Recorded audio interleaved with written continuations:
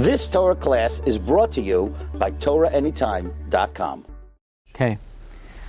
It's almost unbelievable. Kedarkein b'kodesh, on the last night of the trip after Chatzos Halayla, we're at a place, who could even imagine we would ever be zoicha to be the Kever, Rabbi Aryeh Leib, the Baal Ketzos Hachoshen, 1745 to 1813. Ketzos Hachoshen wrote 3 Sfarim that were neskabel b'chol Klal Yisrael. The Ketzos Hachoshen, the Avnei Miluim, the Shev Shmaitza. When asked why was he zoicha to write these 3 great Sfarim, he said 3 times he was a choyle mesukan and he had to eat on Yom Kippur. And he had such tsar that he had to eat on Yom Kippur. And he wished he would have been able to fast. In the zechus of the tsar he had for eating on Yom Kippur, he was zoicha to write 3 Sfarim that were neskabel b'kol Klal Yisrael.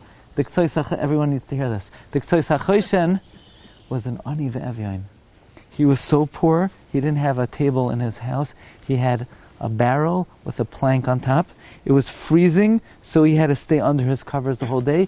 He had to keep his inkwell under the cover to stop the inkwell from freezing over. That's how cold it was. That's the poverty of the Ketzos Hachoshen. The Ketzos Hachoshen once met the Baal Nesivos HaMishpat, Rabbi Yaakov Loberbaum. We'll talk about him in a moment. And the Nesivos says, look, you know, my sefer is no less than your sefer. Why is your sefer so much more neskabel ba'olam haTorah than my sefer? And the Ketzos said, please tell me, what's your Seder Hayom, what's your schedule? So the Nesivos says, every day I wake up at 5 a.m. and I learn. The Ketzos says, look, I also wake up 5 a.m. and I learn. The difference is, when you wake up 5 a.m., you start a new sugya. When I wake up 5 a.m. fresh, I go back and I review and I sift and I cleanse and I perfect what I learned the day before, and that's why my sefer was neskabel b'chol Yisrael. Now, the Ketzos Hachoshen had a famous Talmud, the Aryeh de Be'ilah. Does anybody remember the Aryeh de Be'ilah?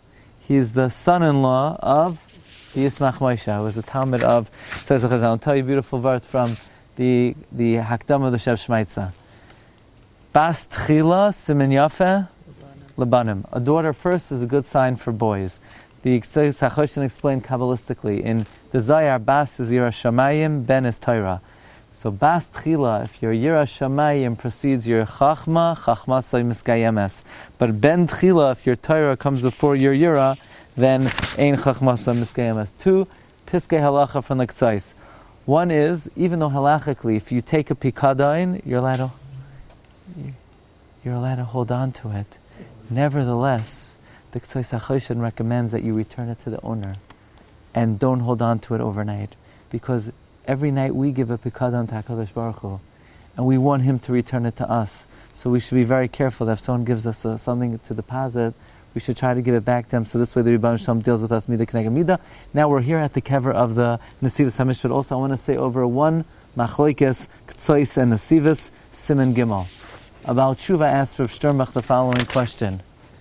The Baal Tshuva says, you know, he realizes that a television is inappropriate to be watching, that you could see improper images, and his parents have a television. Can he break his parents' television? So the Rav Sternbach said it's Machlokes Ketzos and Nesivos. How's that? Can an individual take into his own hands and enforce the observance of another Jew? We know Bezdin can an individual. The Ketzos Hachoshen was the opinion not. However, the Nesivos held, not only can a Bezdin take the din into his own hands, but not only an individual can as well. So it would come out, says Rav Sternbach, this would be a Machlokes Ketzos and Nesivos. Okay, You've just experienced another Torah class brought to you by TorahAnytime.com.